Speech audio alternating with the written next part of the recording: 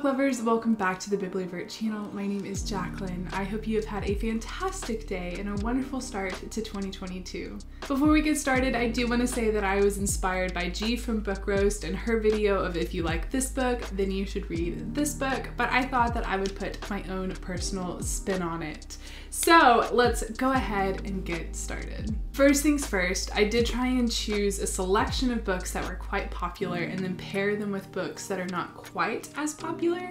I know that I didn't necessarily perfectly do that, but I hope that you will enjoy these recommendations nonetheless. My first recommendation is if you enjoyed Fable by Adrienne Young, then you should read Daughter of the Pirate King by Trisha Levenseller. Both of these are incredible books. Fable is about a girl who has been stranded on an island and has had to take care of herself and learn tools of a trade. And she's doing everything that she can to escape this island. So when she sees the opportunity, she takes it. She gets sucked into a world of politics and thievery and family drama, and it is a really fun ride. Also, Adrienne Young's writing is absolutely stunning and beautiful and wonderful, and there are twists and turns that are really fun that I did not see coming in this book. And Daughter of the Pirate King by Trisha Levenseller is such a fun and wild ride.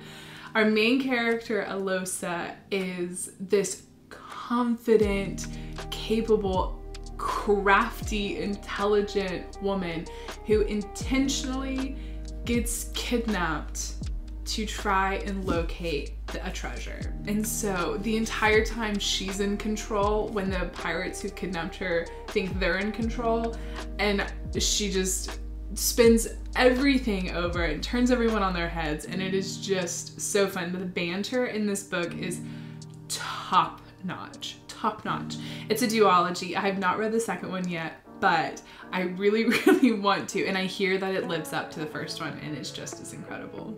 So I know this next one is a very beloved series, and a lot of books cannot live up to the hype of this series. However, I personally loved this book that I'm about to recommend, and it was one of my favorites of 2022, and I'm begging Allie for us to do it on the podcast because, okay, let's just jump into it. So the first one is, if you liked A Court of Thorns and Roses by Sarah J. Maas, then I highly recommend the Plated Prisoner series by Raven Kennedy. Oh my gosh. It is so good. So first things first, if you have not read ACOTAR, please do, because it is wonderful. It is about Feyre, who is incredibly poor, lives with her family, and is in a really dire circumstance. And she shoots and kills this wolf, and it is a fae. And that night, she is visited by another fae and is kidnapped and taken to the fairy realm to pay the consequences of her killing the wolf. This series is wonderful, and there's a lot of hype around it for a reason. I definitely recommend it. It is really good. The main core is finished, but Sarah J. Maas is writing books about the side characters now. So definitely check it out. The Plated Prisoner series is so good, and what I love about it is that it gets better with each book.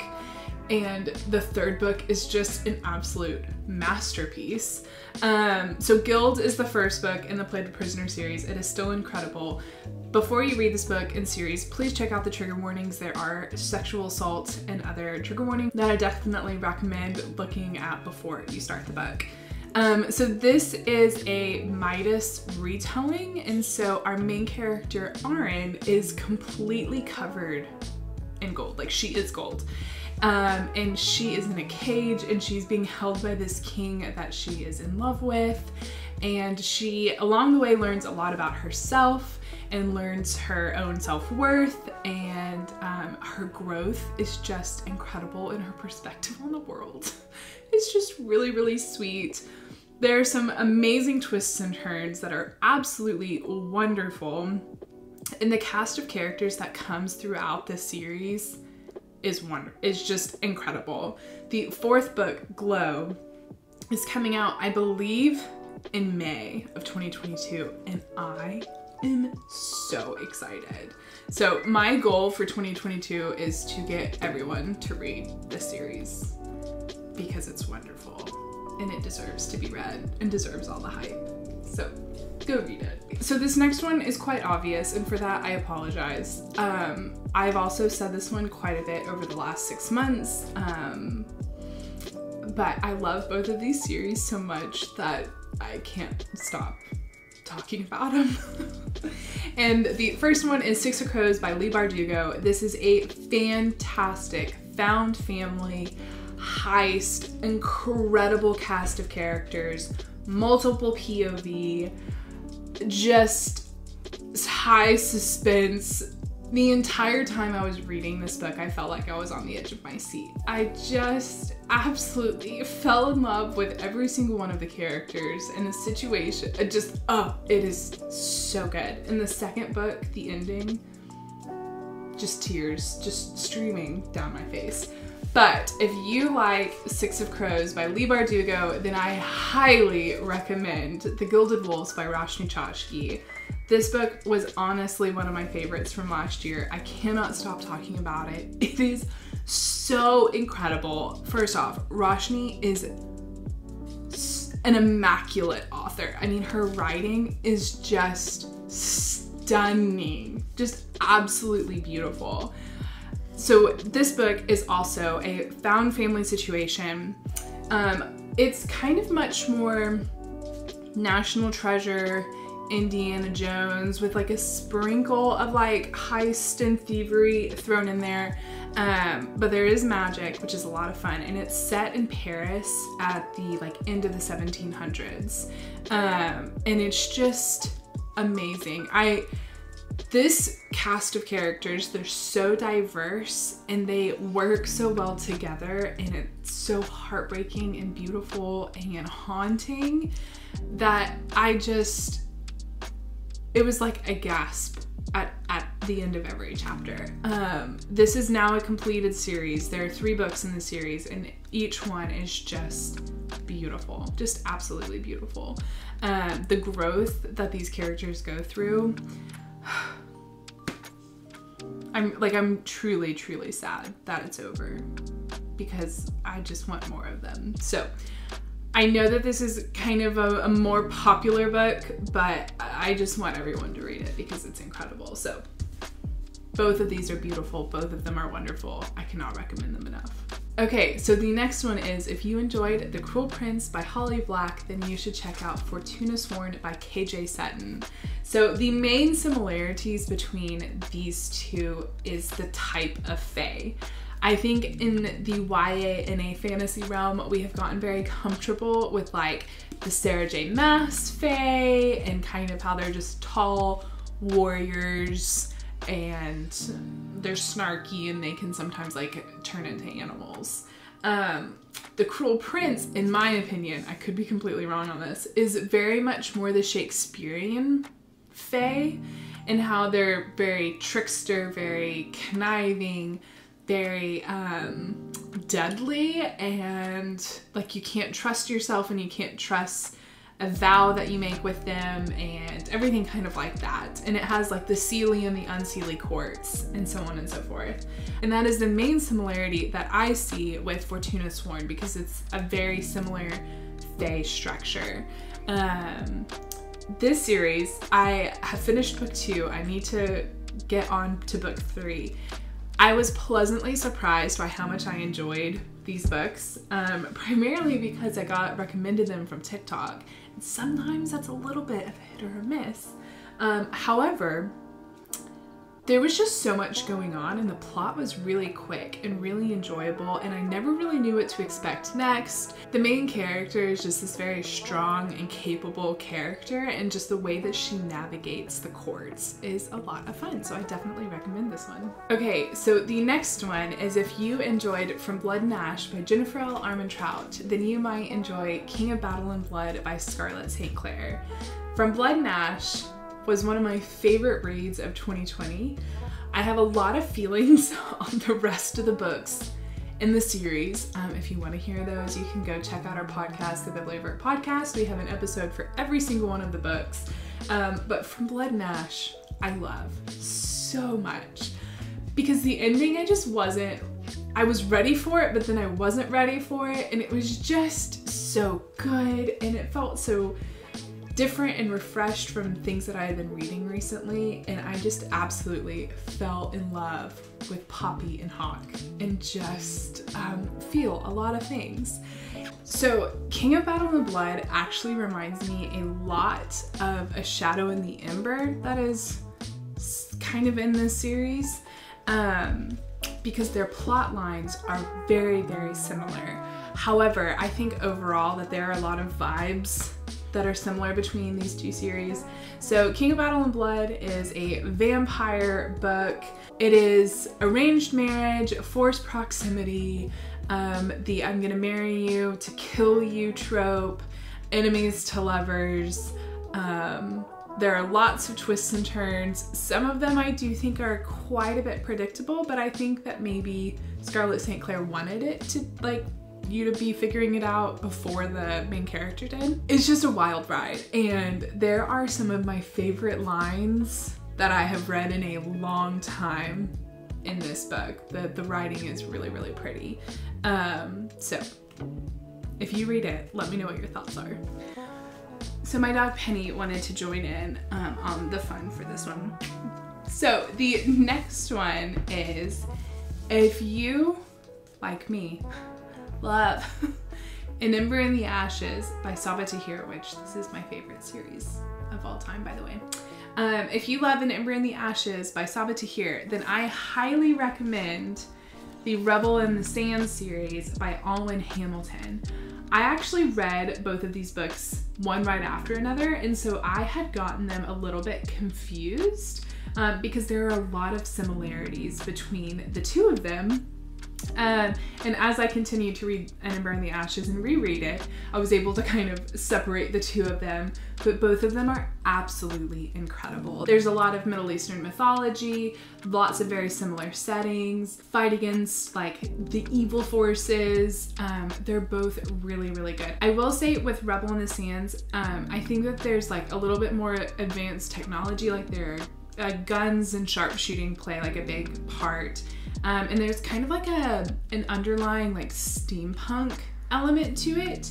And Ember in the Ashes is more like ancient Rome mixed with Middle Eastern mythology, which they're both fantastic. I highly recommend both of them. Okay, this one might be a little bit of a stretch. Yeah, it's gonna be a little bit of a stretch, isn't it? It's definitely more the feel that I got personally while reading these, so that might not translate, and for that I'm very sorry. But again, Cruel Prince by Holly Black. If you enjoyed this one, then I recommend Carve the Mark by Veronica Roth. This is like sci-fi. So very, very different feel in that sense between these two. However, in Carve the Mark, there is like a very strong, no-nonsense, morally gray female main character. And she kind of reminds me a lot of Jude in that sense from Cruel Prince. And kind of like the ends justify the means. I have this goal, I'm gonna do it, I'm gonna do whatever it takes to accomplish it. So this is kind of like a sci-fi novel about almost like conquering other planets as well. And the whole thing of like Carve the Mark is that every time they kill someone, they like literally carve a mark into their skin, and so you can like see the kills that someone has like on their body. It's pretty wild. And it like kind of goes around their arm like a bracelet kind of thing. I remember being just like fascinated by this book and it not being like anything I had been reading, and was very intrigued, very captivated. And this is the same author who wrote the Divergent series. So If you've also read this, let me know, because I would love to have someone to talk about this with, because it's been a minute since I've read it. I might need to do a little reread. But you let me know if you think that there are like similar vibes or themes between this one and Girl Prince. Okay, so we're gonna have a little rom-com moment now. The first one is, if you enjoyed The Simple Wild by K.A. Tucker, then I highly recommend It Happened One Summer by Tessa Bailey. These are very similar stories and plot lines.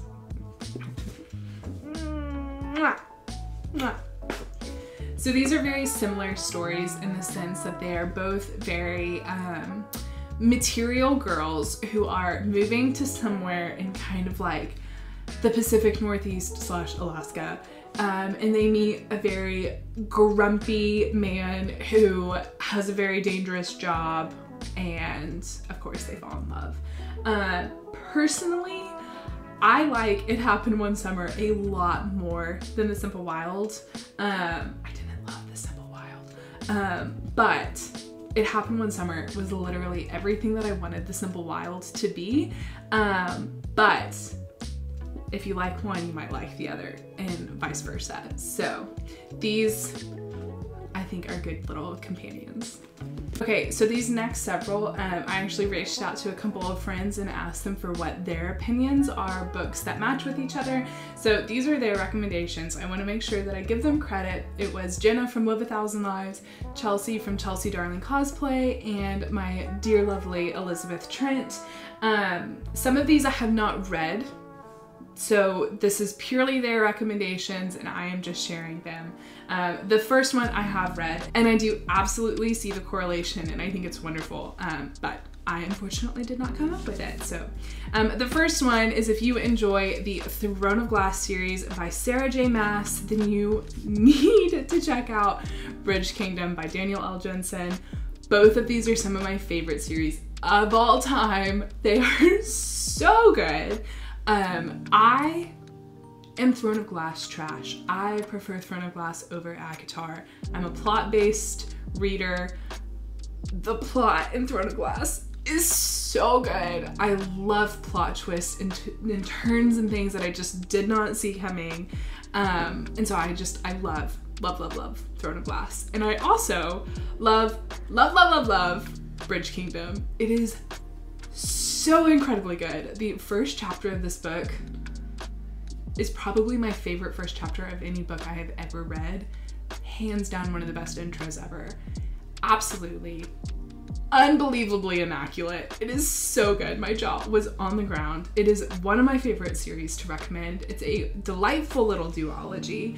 But the similarities between the two of these is that we have very strong, incredibly capable main female characters, and they are both assassins, and just, what I like about it is they're the believable assassin. You know how sometimes you read a book and you're like, you're an assassin, and that keeps happening. Like, a lot of mishaps kind of keep happening and you're like, maybe you're not a very good one.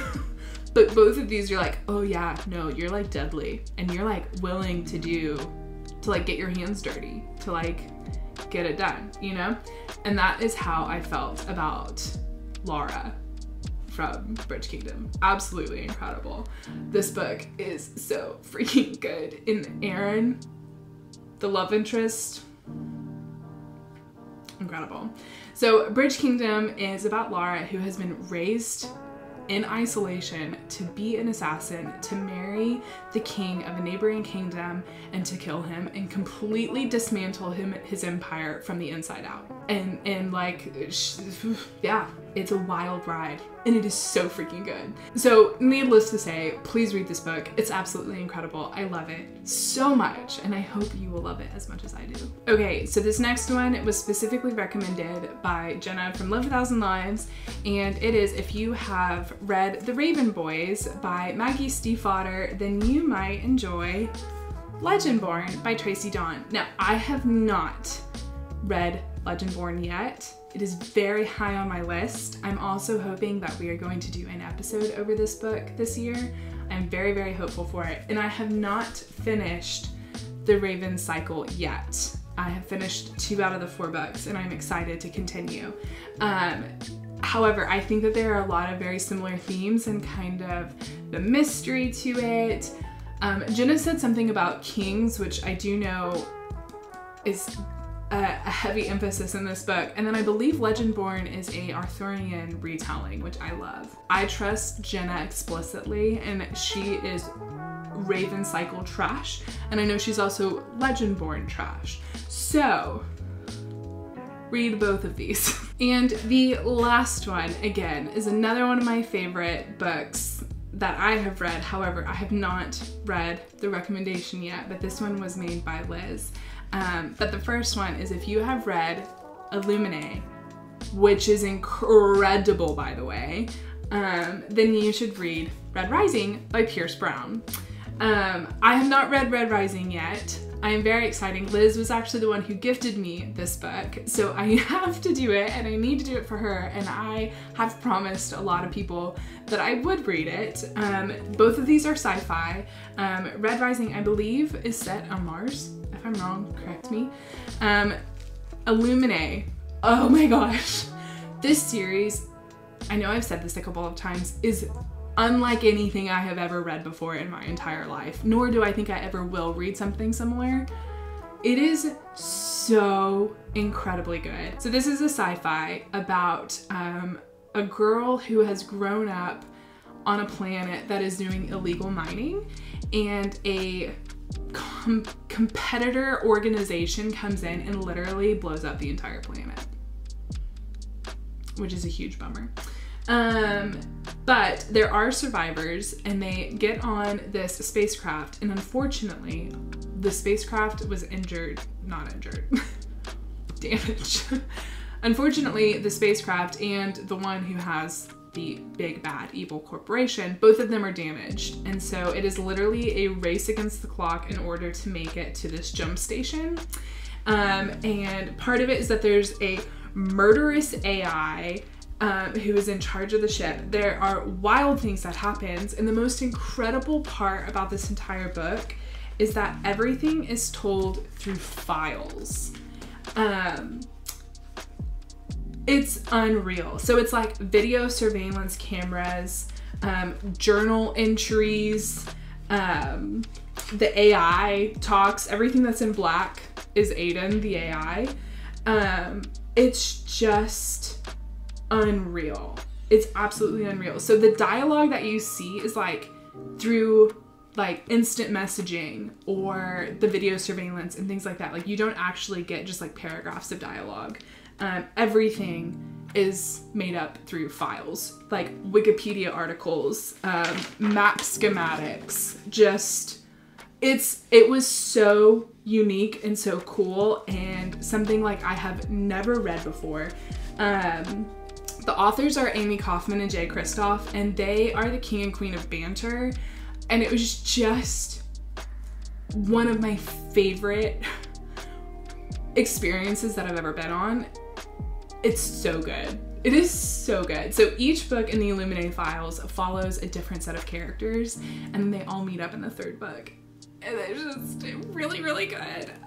So I highly recommend this one, and Liz highly recommends Red Rising, and I've heard nothing but incredible things about this book and series.